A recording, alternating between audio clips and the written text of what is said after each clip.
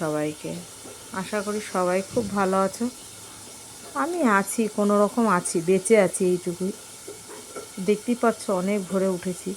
তো সবার আগে তোমাদেরকে ওয়েলকাম করি নীলিমার হ্যাপি ফ্যামিলিতে। তোমাদের সবাইকে স্বাগত জানাই।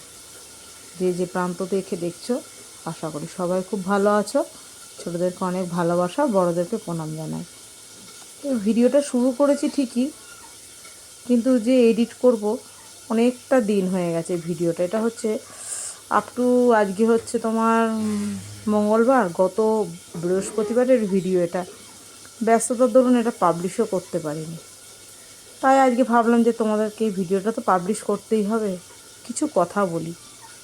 তো সেটাই তোমাদের সাথে শেয়ার করতে বসলাম। যদিও ব্যস্ত, সময় পাচ্ছি না, তাও তার মধ্যে দিয়ে সুযোগ করে এডিট করতে বসলাম।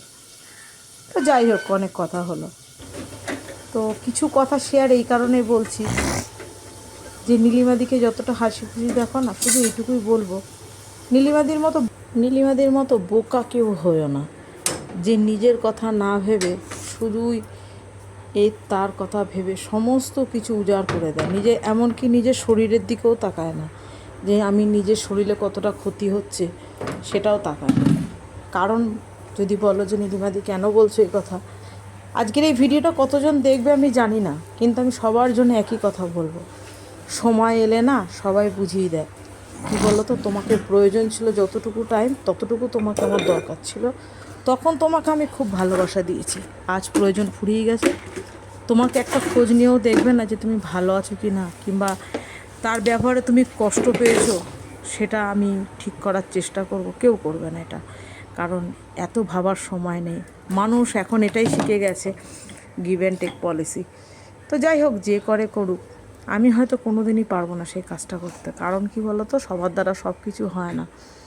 আমি এমন একটা কাজ শিখেছি, তাতে আমি মানুষকে ভালো সুস্থ করতে শিখেছি এবং মানুষের বিপদে পাশে থাকতে শিখেছি। তো সেজন্যই বললাম, আমার মতো কেউ বোকামো হয়েও না, বোকামো কাজ করো না। তাহলে কি বলো তো, সারা জীবন কষ্ট পেতে হবে আর চোখের জল ফেলতে হবে, যার কোনো দাম নেই। তবে হ্যাঁ, এইটুকু বলবো, সন্তানের কথা সব সময় শোনো। সেটা হচ্ছে আমার দুই মেয়ে আমাকে সব সময় বলে, মা তুমি যেটাকে ভাবছো না, তুমি খুব উপকার করছো, ভালো করছো, কোনো লাভ নেই মা, তোমাকে তারা ইউজ করছে। আমার বড় মেয়ে তো সব সময় বলে এই কথাটা, যে মা তুমি যখন শুরুতে কারোর মন পাওনি, ভালোবাসা পাওনি, তুমি করতে করতে মুখ দিয়ে রক্ত উঠে যাবে মা, তোমার প্রাণটাও হয়তো একদিন বেরিয়ে যাবে। আমার বড় মেয়ে সব সময় বলে, জানো তো। কিন্তু মা তুমি কারোর মনে জায়গা পাবে না, কারণ কেউ তো তোমাকে ভালোই বাসে না গো, তুমি এটা কেন বুঝছো না? তো সেটাই বলবো, সন্তানের কথা শোনো। আর এটাও ঠিক, যেটা হয়তো আমি এতদিন ভাবিনি, আজ ভাববো নিজের স্বামীর জন্যে। কারণ আমার স্বামীটাও অসুস্থ, তার জন্য আমার কিছু করে রাখা দরকার। কারণ আমি বিছানায় পড়ে থাকলে আমাকে কেউ দেখার নেই, এটা চিরসত্য। এবং সেও যদি কিছু হয়, আমাদেরকে কেউ দেখার নেই, এটাও চিরসত্য। তাই আজকের পর থেকে হ্যাঁ, করব না কেন, যেটা নিজের কথা না ভেবে উজাড় করে করেছি, সামর্থ্যর বাইরে গিয়ে করেছি, কিন্তু সেটা আর বোধহয় পারবো না। কারণ সত্যিই তাই, আমার স্বামীটাও খুব অসুস্থ, জানো তো, তাকেও দেখভাল করতে হয়। তার যদি ভালো মন্দ কিছু হয় না, এমনি আমাদেরকে কেউ খোঁজ খবর রাখে না আমাদের, আমরা বেঁচে আছি না মরে আছি। একমাত্র খুব সমস্যা পড়লে তখন না আমাদের কাছে খবরও আসে এবং আমাদের খোঁজ খবর হয়। কিন্তু সেটা এবার বোধহয় ঘুরে আসার দিন দাঁড়িয়েছে। আমার স্বামীটাও তো অসুস্থ, তারও ওষুধ লাগে প্রত্যেক সপ্তাহ। তো সেটা নিয়ে এবার আমার ভাবা উচিত, কারণ আমার একটা মেয়ে আছে, সে পড়াশোনা করে, তাই না? এখনও যদি আমি না ভাবি, তাহলে বোধহয় ভগবান বলবে যে তুই বোধহয় জেগে ঘুমাচ্ছিলি, তাহলে একটু জেগে ঘুমা। কারণ আমার তো কিছু করার নেই, তোকে তো অনেক রকমভাবে চোখ খোলানোর চেষ্টা করেছি, তোর যখন চোখ খোলেনি, আজ আর চোখ খুলে লাভ নেই, নিয়ে এবার বাটি হাতে নিয়ে রাস্তায় বস। তো সেটাই, এবার থেকে আমাকে একটু হলেও আমার স্বামীর জন্য চিন্তা করতে হবে। কারণ বরাবরই এতগুলো বছর ধরে আমি নিজের জমানোটুকুও আমি বের করে দিয়েছি, নিজের স্বামীর কথাও ভাবিনি, আমি নিজের কথাও ভাবিনি। যে আজ যখন আমার শরীরটা খারাপ হয়, আমার মাথায় কিন্তু কেউ হাত বুলিয়েও দিয়ে দেখে না যে আমি কতটা খারাপ আছি, প্লাস আমার কথা। জল খেয়েছো? হ্যাঁ, একবার খেয়েছি। না তোমার চা আর লাগবে না, আমি একটু এক ঢোক খেয়ে নাও, বেশি জল খেয়ে যাবো না। তাড়াতাড়ি যাও। হ্যাঁ, এই যে দেখলে ভোরবেলা উঠেছি, সেই থেকে উঠে এক কাপ চা খাওয়ার টাইম পাইনি জানো। এই বৃহস্পতিবারের পুজো দিয়ে তারপরে হসপিটালে গেছি, নিজে এক কাপ চা খাইনি, শুধু এক গ্লাস জল খেয়ে গেছিলাম, শুধু সময়ের অভাবে। তাহলে বুঝতে পারছি আমি কতটা বোকা, কতটা পাগল। গুড মর্নিং, গুড মর্নিং দিয়ে দাও। সকালে নীলিমার হ্যাপি ফ্যামিলিতে তোমাদের সবাইকে স্বাগত জানাই। আশা করি সবাই খুব ভালো আছো। আমি মোটামুটি আছি। ছোটোদেরকে অনেক ভালোবাসা, বড়োদেরকে প্রণাম জানিয়ে একটা ব্লগ শুরু করেছি সকাল থেকে। তোমরা জানো কি বৃত্তান্ত না বৃত্তান্তের আগের ভিডিওতে বলেছি আমার শাশুড়ি মা হসপিটালে অ্যাডমিট আছে। তো চলো আমি যাচ্ছি, সকালে অলমোস্ট কাজ সব কমপ্লিট করে নিয়েছি, এবার যাওয়ার পালা। চলো।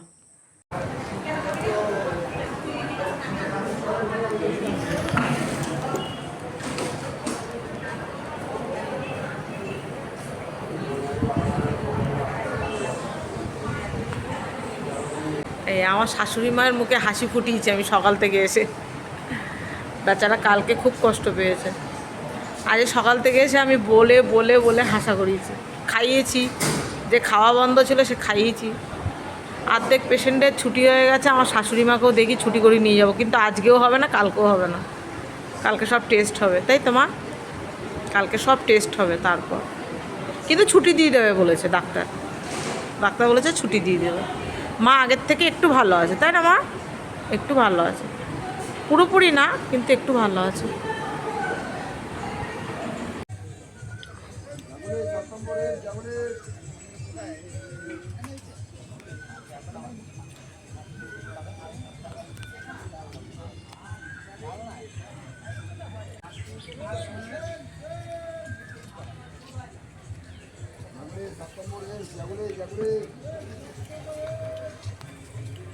না, সেই সকাল 7টায় গেছি, আর এই এখন বাজে বিকেল প্রায় 5টা 10।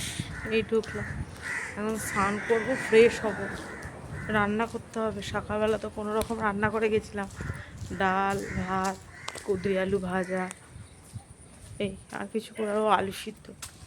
এখন দেখি কিছু একটা করতে হবে, প্লাস আমাকে বেরোতে হবে, একটু দরকার আছে, বেরোতে হবে। চলো আগে স্নান করি, স্নান না করলে পাগল পাগল লাগছে, বিভৎস গরম লাগছে, আর হসপিটালের জামা কাপড়। চলো, সারাদিন পর বাড়ি ফেরা, উফ, দেখি মেয়েটার কী খবর।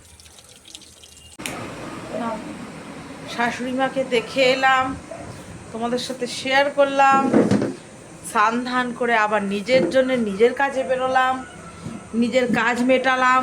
কাজ মিটিয়ে এসে মুড়ি খেয়ে বেরিয়েছিলাম, মুড়ি আর তরকারি। আজকে আর ভাত কপালে জোটেনি, কারণ ভাত ওই অবেলা 5টা 10 ঢুকেছি, চান টান করে যখন ঢুকেছি তখন অলরেডি 6টা বেজে গেছে। যেগুলো ছিল যে প্যান্ট জামাগুলো, ওগুলো কেচে দিলাম, যেগুলো পরে গিয়েছিলাম সেগুলো কেচে দিলাম, দিয়ে এসে আবার বেরোলাম, দিয়ে নিজের কাজ মেটালাম। তারপরে এসে আবার রান্না বসালাম। কি রান্না করলাম? বড়ার তরকারি। বড়ার তরকারি করলাম, রুটি করলাম, ভাতটা ফ্রিজে ঢোকালাম, ডাল গরম করলাম, গ্যাস মুছলাম, বাসন মাজলাম, এত কাজ করে এই এখন হচ্ছে অবসরটা। এবার তোমার দাদাভাই ঢুকবে, তোমাদের দাদাভাই ঢুকলে খেয়েই আমি শুয়ে পড়বো, কারণ যদি সকালে যেতে হয় আমাকে, তার জন্য আমাকে শুতেই হবে, কারণ আমি সেই ভোর 4টায় উঠেছি। আমি যদি না শুই এবার আমি অসুস্থ হয়ে পড়বো, কারণ কারো সেবা করতে গেলে আগে নিজেকে সুস্থ থাকতে হয়।